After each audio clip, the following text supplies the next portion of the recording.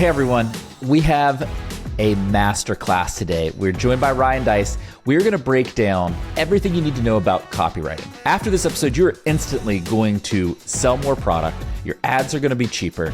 It is going to transform how your business is growing. Let's get to today's show. We wanted to start all the way back on the Warrior Forum days because I was a old school Warrior Forum lurker, and you were like one of the really incredible direct response marketers. But I was really interested. I've always been curious, like what are the kind of the core skills you've brought with you from those days that have stood the test of time as you've gone on to be an incredible marketer, to be a CEO, to be an entrepreneur? Because there was a little group in that Warrior Forum, like Russell Brunson, Frank Kearns, you, a bunch of others, who actually went on to become, really entrepreneurial, had huge businesses. And I'm kind of always curious, like, what were the things you learned? Well, I think in the early days, it was copywriting and offer creation. Yeah. And that really was the core. And I think that there were some people who got lucky, and what they figured out was a singular trick or hack. And because they figured out a singular trick or hack or loophole, I remember, because I made my first sale online in 1999 when Google was a science fair project, right? And like the trick or hack back then was you could keyword stuff. You could just repeat the same keyword at the bottom of your web page over and over again. And if you made that keyword the same color as the background, they couldn't see it, but, Dogpile and Alta Vista could. And so you would rank really high. And like that was the growth hack back in the day, right? And I was able to rank because of that. And there were some people where like their entire career was based on stupid crap like that. And that was enough. But that was all they knew. And they never really understood the fundamentals of what actually caused somebody to buy, what actually caused them to click, what actually created persuasion. And then there were some that did. There were some that actually became students of marketing, students of persuasion. And I think some of us who really dove in and wanted to kind of understand and learn the craft of that, we were able to stay in business and learn as the tactics changed and as the trends changed. And then some of us eventually actually managed to figure out what, business, which is a totally different animal completely. But yeah, I think that really is the difference.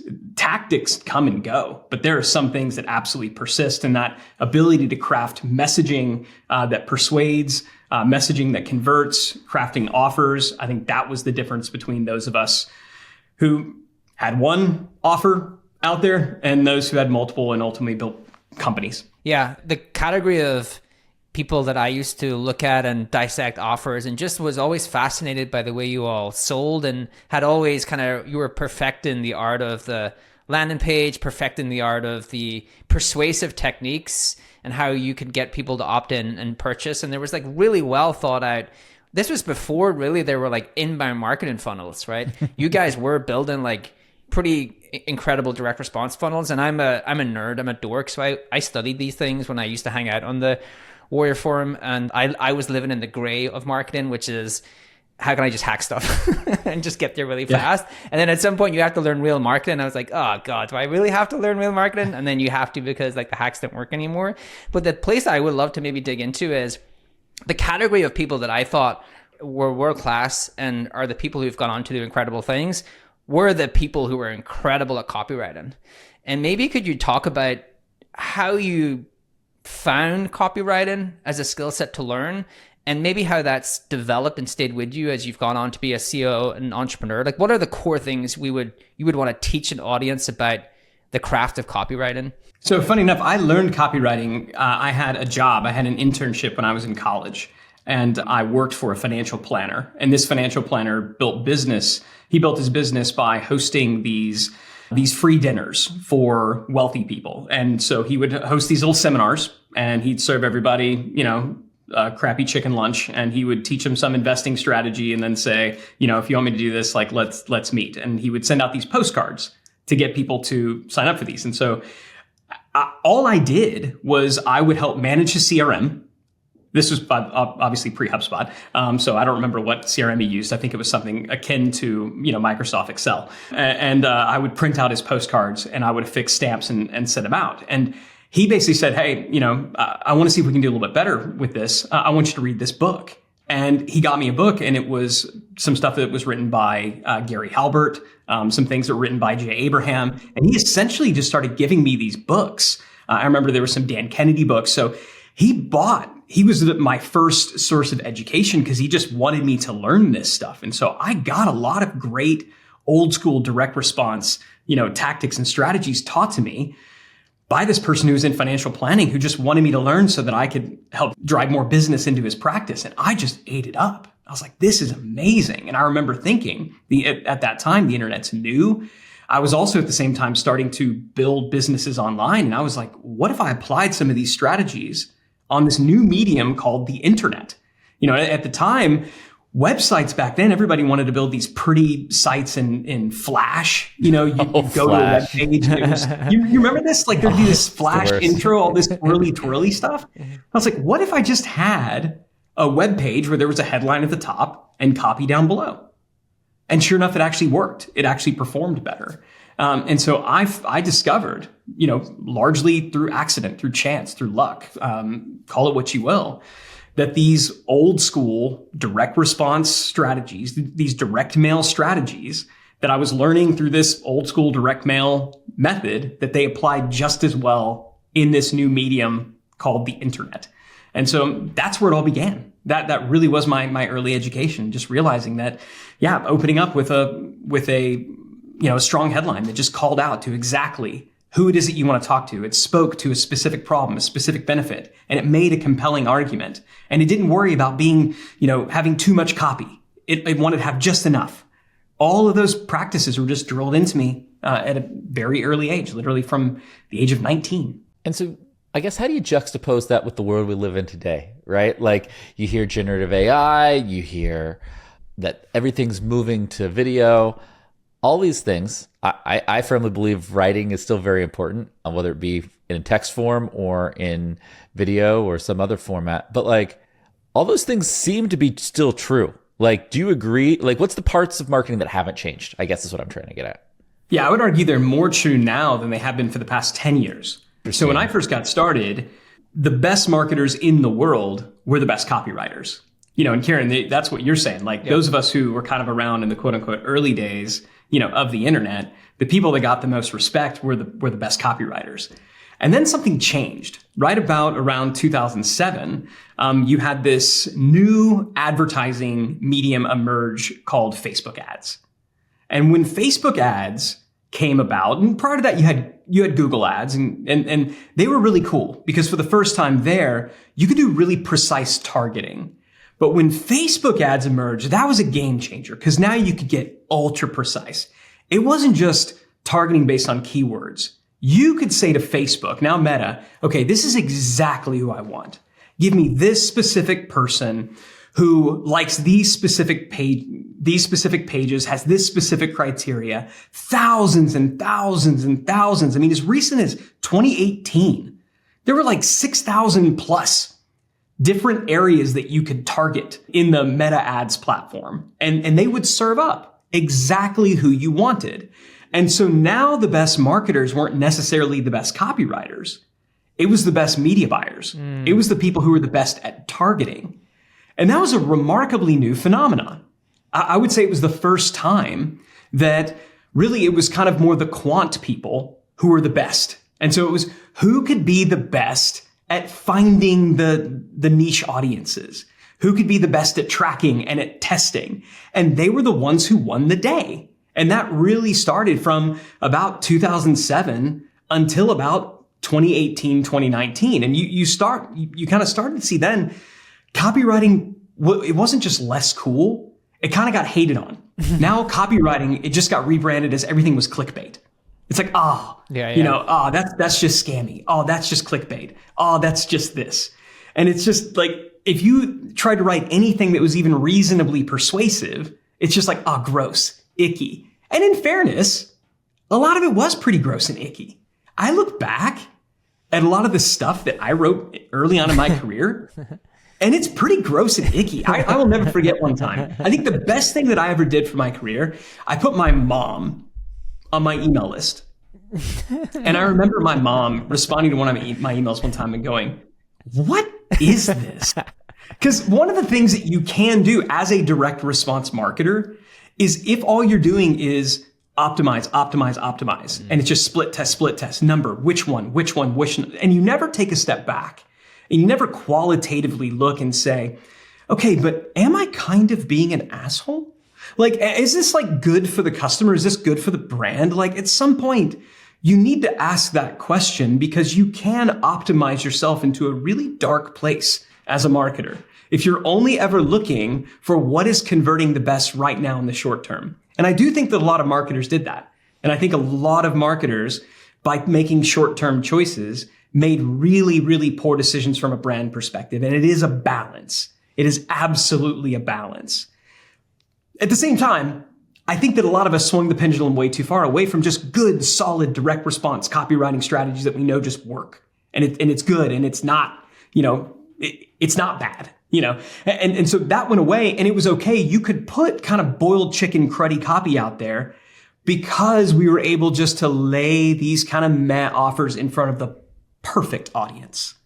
Meta made that possible. And it was possible for the first time in marketing human history. And then it all went away. It all went away. In 2018, you had the Cambridge Analytica thing. Overnight, Facebook is like, for freaking get about all of that nonsense. Then I think in 2019, they come out and they say, we're getting rid of I think they basically removed over 5,000 different targeting options. Then you got the iOS 14 update, toodles, forget about all that. And now as marketers, what can we target based on today at this point? Kind of nothing. You basically have no targeting options as a marketer anymore. And when you can no longer target as a marketer, we're sort of back to where we were before. When you can no longer target as a marketer, all media is mass media again. Right. And so what is the option that we have as marketers again? What's the only cards that we have to play? It's messaging. It's copy. So really long-winded, old man yelling at clouds, argument of saying like, I think right now, again, copywriting is more important than it was before. And what we really had before then was the weird time. Yeah. Where we are right now is kind of the normal time again. We've kind of come all the way back to where we started, which is more so the craft of marketing versus the science of marketing. There's a lot of marketers out there using AI. Most of them are just kind of copy and pasting ideas around. That's not the right way to do it. The smartest marketers are going to use AI to transform their marketing. At HubSpot, we've used AI to turn videos from one language to multilingual in minutes, not days. AI has completely changed the game for us, and it can change the game for you. In fact, we just dropped a 12-page guide of AI prompts that are going to turbocharge your marketing. And if you're somebody who's trying to get started with AI, wants the right prompts to kind of push you in the right direction and outline the best use cases, this is the guide for you. So click that link in the description and go check out our free prompt guide. If you're talking to a marketer today and they're like, well, what is the core skills I should learn around copywriting? Because to Kip's point, it's back then when you were doing copywriting, it was for the most part just a text-based internet, right? That's the kind of world we lived in. And now it's a multi-medium, there's video, text, audio, they're creators. And now you have, like you were, I guess, like that crew were kind of creators because you were the face of the businesses. But now you actually have all of these channels kind of being owned by creators, right? YouTube is better for individuals and brands. Podcast is better for individual and brands. Social is better for individual and brands. And so all of those actually favor individuals versus brands. So if you're a marketer today, what is the craft of copywriting you should learn? Like, is it how to craft a YouTube script? Is it how to craft an incredible podcast? Or is it still how to craft an incredible landing page? Like, what would you actually tell or teach a marketer to go learn? It is still, at the end of the day, what is the message? Because whether the message is delivered in print, in audio, in video, we're still talking about messaging. Yeah. And so what its ultimate form becomes, it still is a message. And I think at the end of the day, the best messages in the world and the best messengers, what they're really great at is they're really great at articulating their ideal client's problems better than they can. Yes. If you think about why do we like, even if we don't like them, why do we respect doctors so much? It's because they name our pain. That's what they do. They can say it better than we can. And so I think what so much of marketing is when it's done really, really well, and what so much of persuasion is. I mean, if you think about political candidates now, great what time are they to think really about political. right? But that's what they're really good at articulating. Hey, this is what you're feeling. And they're good at saying it in such a way where we're going like, yeah, you're right. That is what I'm feeling. And I didn't necessarily think about it that way.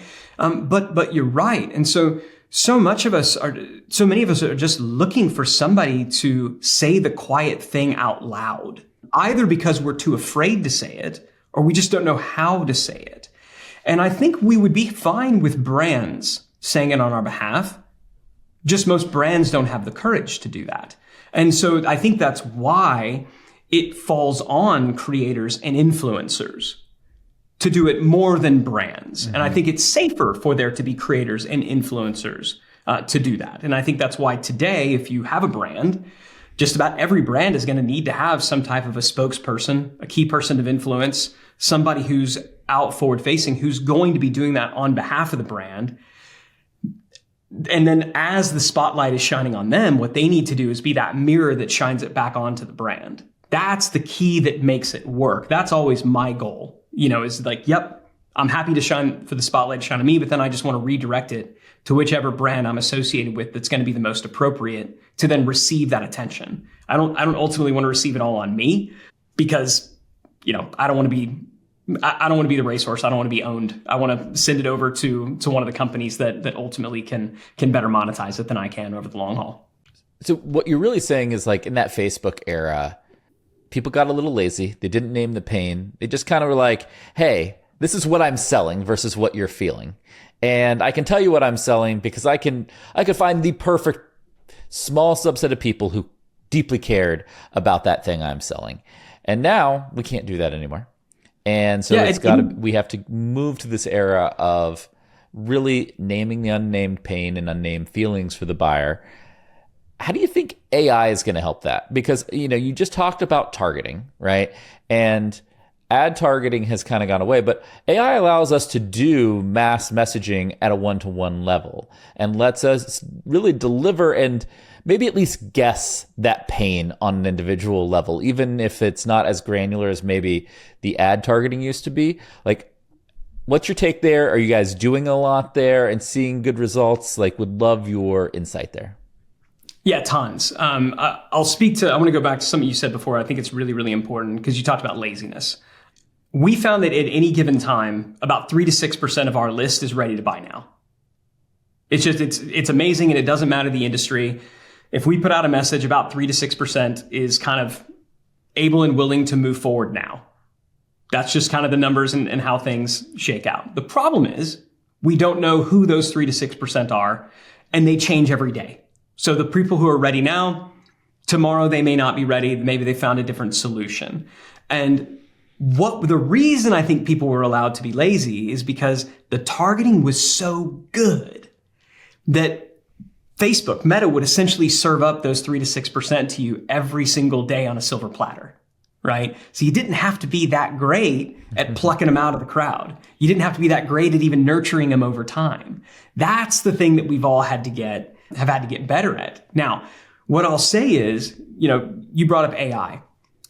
AI is the reason that right now today, from a paid advertising perspective, our ads are performing better today than they were in 2021.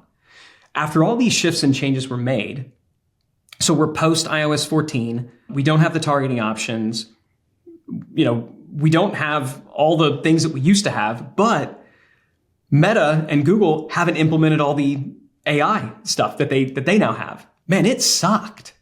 And so where we are right now is we're getting to a point where they're able to start serving up for us, sort of like they were in the past, but we don't have to do the requesting. They're actually getting pretty good at doing that because of AI, and we don't have to know how to do it. So you asked, like, are we using AI? Everybody right now, if you're in marketing, you're using AI, whether you realize it, because it's baked into every tool that you're using. As far as from a tools perspective, though, when we're writing copy, 1,000%. Let me give you a really tactical example. So I said before, I think one of the core aspects of copy is, you know, you brought up AI. AI is the reason that right now today, from a paid advertising perspective, our ads are performing better today than they were in 2021. After all these shifts and changes were made, so we're post iOS 14, we don't have the targeting options, we don't have all the things that we used to have, but Meta and Google haven't implemented all the AI stuff that they now have. Man, it sucked. And so where we are right now is we're getting to a point where they're able to start serving up for us, sort of like they were in the past, but we don't have to do the requesting. They're actually getting pretty good at doing that because of AI, and we don't have to know how to do it. So you asked, like, are we using AI? Everybody right now, if you're in marketing, you're using AI, whether you realize it, because it's baked into every tool that you're using. As far as from a tools perspective, though, when we're writing copy, 1,000%. Let me give you a really tactical example. is just speaking to the problem. So one of the things, anytime we go into any new market, one of the first tests that we're going to run is we're going to do a series of ad tests that we call problem statement ads. So we're going to research 30 problem statements. And these are, as the name would suggest, problems that are stated in the verbatim words of our ideal client, right? So if we're targeting marketers, then it might be something like, I just can't get Facebook ads to scale for my business. Lead costs are too expensive. Like, what are the verbatim phrases that our ideal clients are stating in their own words? And so what we want to do is know, of these different problem statements, which are the most potent. Now, we can guess at this, or we can run these statements as actual ads. And so we will put these statements in an ad, just verbatim. The quote in the ad with just, that's the only thing in there. No image, no nothing. Just the quote in the ad. We run an impression-based campaign, and all we're just trying to see is which ones get the most clicks. We'll run it for a couple of days. Which ones get the most clicks? Let's let data tell us. Now, what we used to do is do research. We do polling. We do customer interviews to figure out what are these problem statements.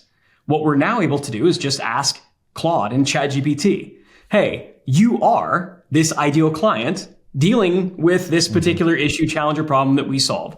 What are 10 common problems that you're dealing with in your own words?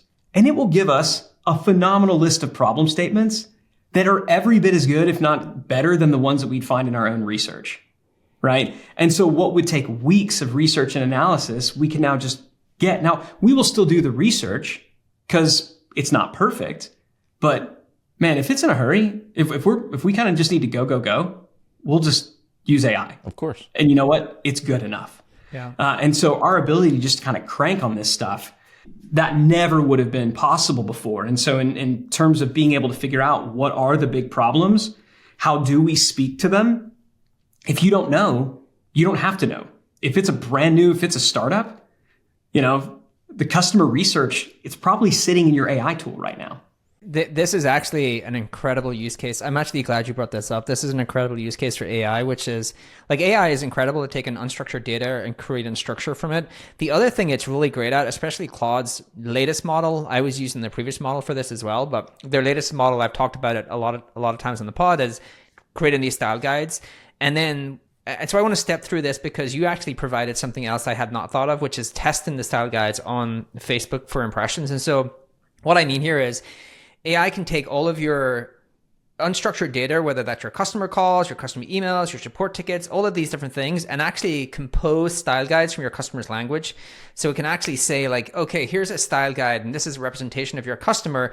And you can basically upload that style guide to get a back and forth dialogue as if that's your customer, which is what you're kind of describing. And it's like, hey, like we're going to launch this product. Here's the style guide for our customer. Tell me how you think about the pain points. Tell me how you think you're going to solve that. And so we've kind of started to do some things around that and have been playing around. The thing I hadn't thought about, which is, well, then I'll just take the language and ask AI to craft that into language ads, which is basically like, here's some variations of the language from this back and forth dialogue with the AI representation of my customer.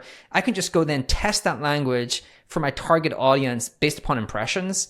That's actually a really cool workflow. There's probably actually a really cool product in there if someone wanted to build that and automate that entire process, because you could just automate the unstructured to structured data. You can automate the creation of the style guide. You can provide someone with an interface to go back and forth and like have that conversation. And then you can capture the information and actually craft the ads and then just integrate it with Facebook. So that's actually a pretty good tool.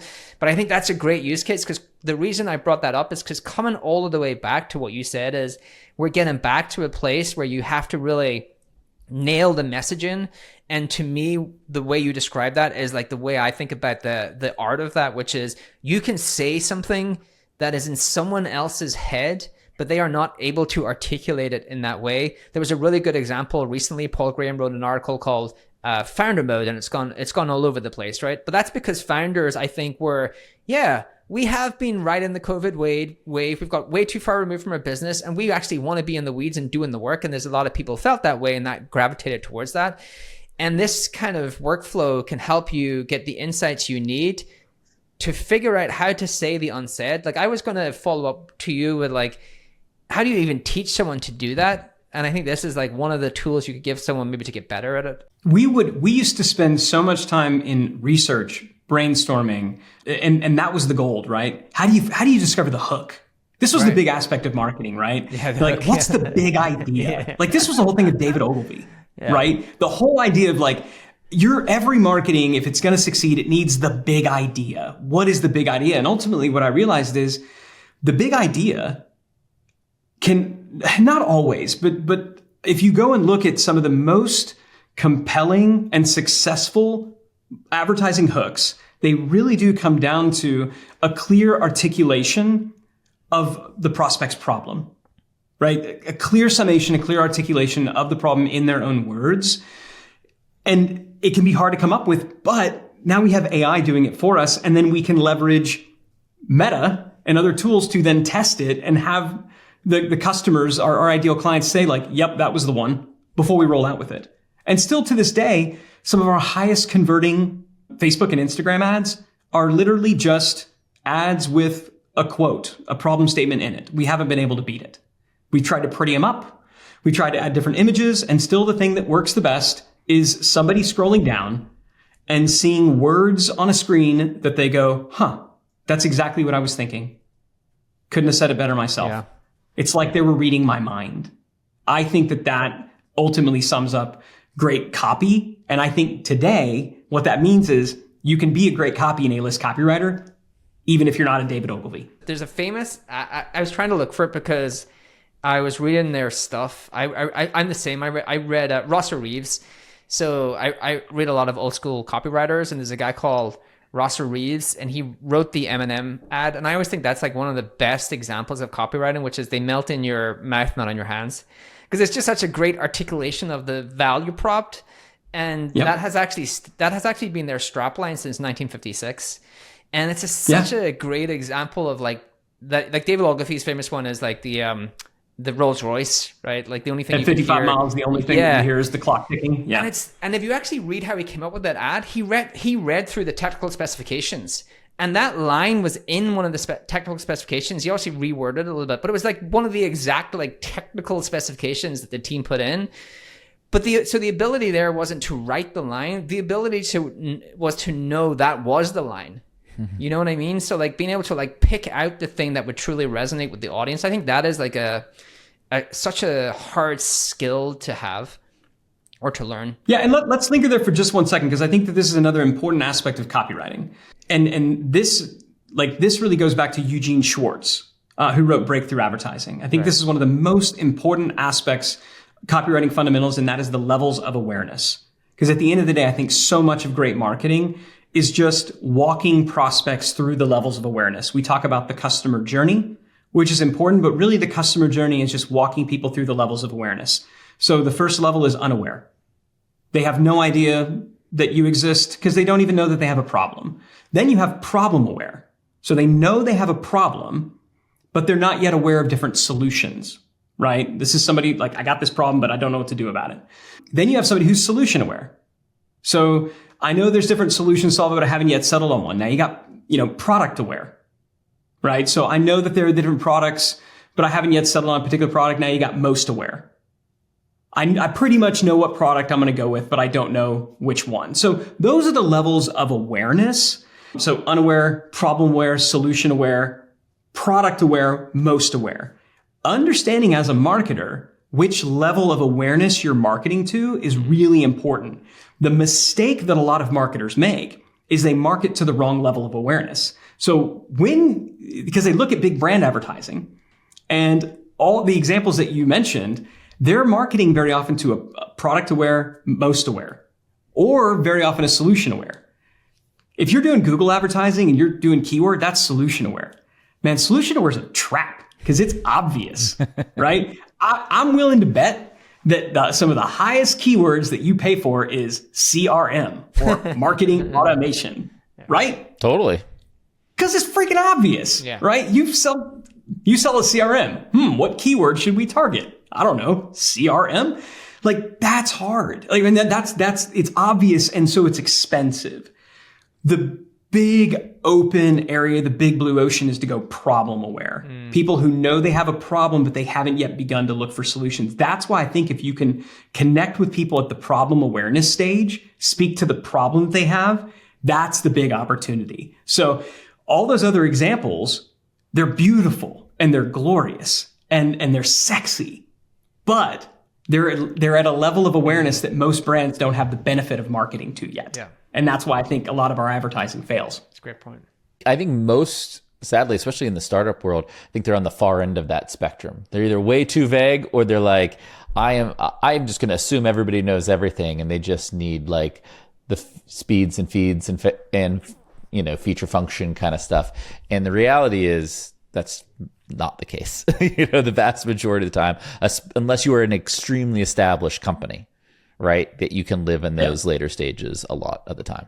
Oh yeah, you look at homepages for like, it's like a project management tool, and they're like, helping humanity thrive. What the hell does that even mean? Like, stop it.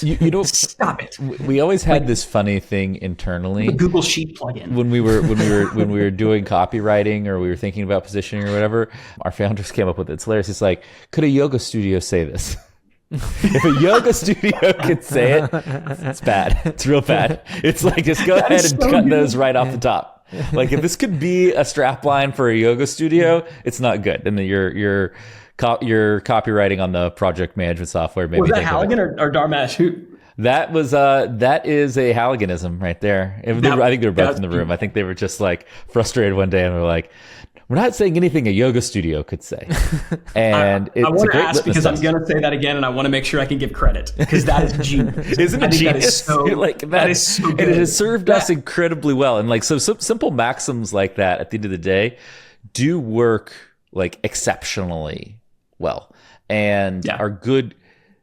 You can go read all the books you talked about, Ryan, and you'll learn a lot. But you need some day-to-day operating things to just like keep in your head. And I think like those problem statements, working with AI to get them, the yoga studio, those are things that like anybody can easily keep in mind.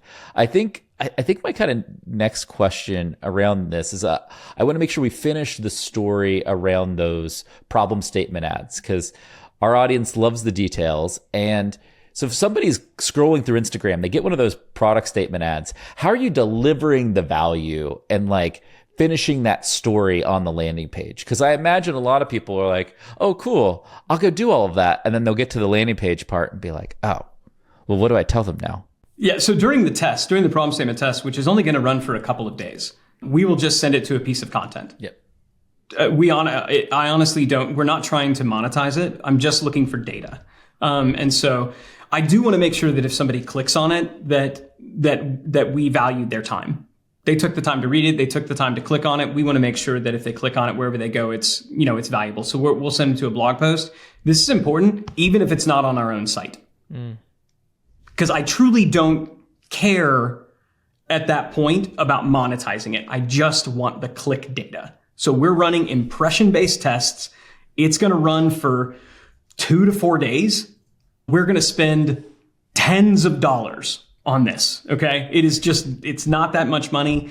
You don't need to let it go that long to reach some degree of statistical significance. We're typically going to run 20 to 30 variations, and you're going to have 1 or 2 that will be just head and shoulders above the others, just every time we've done it. And so you're going to get statistical significance fairly quickly. Now, once you know which problem is the strongest, now, okay, what do we do with this? So we've got the problem statement. Now, this can absolutely inform top of funnel content that we should be producing. It can inform middle of funnel lead magnets. Do we have anything around this? That problem statement we've put, it's become the headline on the landing page verbatim. So we've kind of spruced up the ad to where that has become the copy in the ad. And then let's carry that same copy over to the landing page and make sure that we deliver on it. But the question we ask is, okay, if somebody has this problem, what do we offer on our end that would solve this problem? And if we don't offer it, if we don't have a solution to somebody who has this problem within, our suite of products and services, boy, we better make sure that we get that, because clearly for our ideal client, This is their core problem. And yet we're not solving it. Well, maybe that's why we're not growing as fast as we should. So sometimes it can even inform your product improvement and enhancement, what happens there. So yeah, that's that is the tip of the spear where everything else downflow is gonna come from that. So landing page copy, content, top of funnel, middle of funnel, everything down the road. I just want to be really clear about what you're doing there because I think it's super interesting. So you're basically, a lot of marketers and businesses will start with a solution that they then try to advertise, which is I have an offer or I have something and now I'm going to go advertise it. But what you do is you run ads to begin with to actually figure out the problems that are applicable to your audience. And then you use those problems to go and actually create things for them. And then do you just go re-advertise to them again using the same ads or like a spruced up version of that ad, but now you actually have something to drive them towards? Yeah, and I'll give you an example. So one of our companies is the Scalable Company. And so we help businesses systemize, operationalize, and it's for kind of small to medium-sized companies. That's what we do. And what we thought was that we really should lead with growth.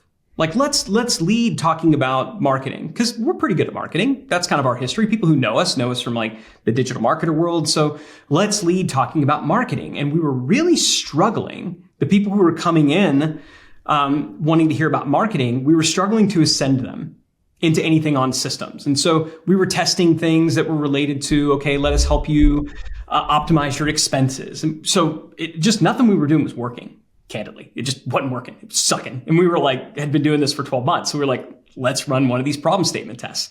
The one that won was no one in my business knows the metrics that matter but me. And I was like, that's weird.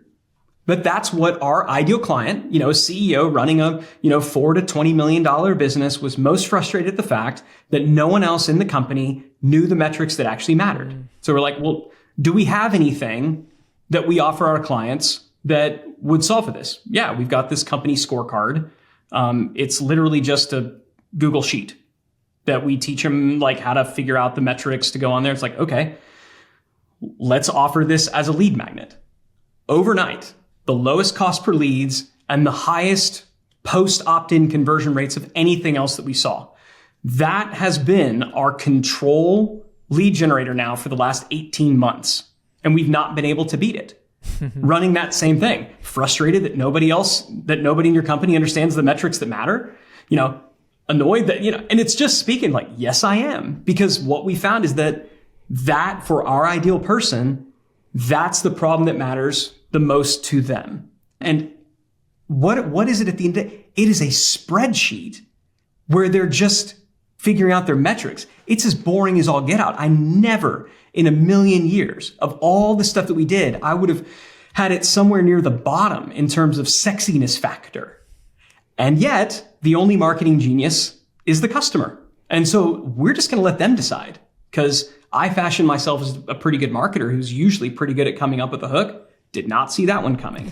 And so fortunately we had it, but it's not one that I would have picked. And it came as a result of running a problem statement test. That one, by the way, came out of ChatGPT recommended that one. That wasn't even in our research. And I remember thinking, this is stupid. Okay, we'll throw it in the test. It won. Okay, let's try it. It continued to win. And to this day, it has persisted. So yeah, it begins to inform everything else. And look, it makes sense. We all say this, right? Don't start from your product and then figure out how to sell it. Start from the customer and work backwards. That's exactly what we're doing with this type of testing. Yeah. It's kind of to come full circle. It sounds like if we started with copywriting, we're back to copywriting. Copywriting is an essential tool, but maybe the copywriter today has just way more tools at their disposal to be much better at their art. Like you're describing the ability to use AI, the ability to use Meta as a testing platform. Like you have access to the world to be able to target and test things before you ever have to even start to craft the copy. So would your kind of summary for a marketer listen be copy is still one of the core skills you can learn, but the approach to it should be modernized, right? Like you can use the age-old timeless lessons from the people we've mentioned, but there's a whole like skill set in how you actually do that in terms of the research, in terms of the testing that has kind of been modernized. You still have to have a big idea. You still have to have a hook that works. Copy still reigns supreme, right? When you can no longer target through the traditional targeting means that we had from the back end, then the only way that you have to target is through messaging, right? And yet the tool that we now have that we didn't have before is advertising testing and AI. And so now I don't have to be a genius. And what I think is also important to say is I don't have to get lucky. When I go back and look, there are some campaigns that I ran, there's some ads that I did that I got lucky they worked the first time. And if it hadn't worked the first time, I don't know that I had another plan B. I don't know that I had another idea back in my back pocket. And so if it hadn't worked, I don't know that I would have kept going. And I think that there are a lot of businesses out there, a lot of entrepreneurs out there, a lot of marketers out there who they run out of ideas before their product, the product isn't done yet. They're just out of ideas. And yet now we have these tools that they've got way more ideas than we do. And so we can just keep going to them again and again and again. And they're just there serving us up with idea after idea after idea. So you don't have to be a genius anymore and you don't have to be lucky. You just have to know how to use these tools, go out there and roll them out, and eventually they're going to get lucky for you. And I think that that's a pretty cool new world that we get to live in. It's a great time to be a marketer, except for AI. Yep. Displacing all of the ways we used to acquire demand. Kieran, gotta end on a positive note. But because what I think the whole theme of today's show is that it's never been easier to take a lot of the guesswork out of marketing, right? Marketers' job is to guess what the customer wants and positioning it in the way they want.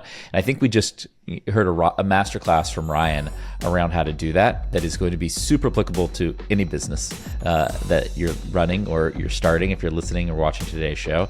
And Ryan, thank you so much for joining us on today's show. It was an awesome episode, and we can't wait to have you back on again in the future. Yeah, it was fun, guys. Thanks so much. Thank you. This data is wrong every freaking time. Have you heard of HubSpot?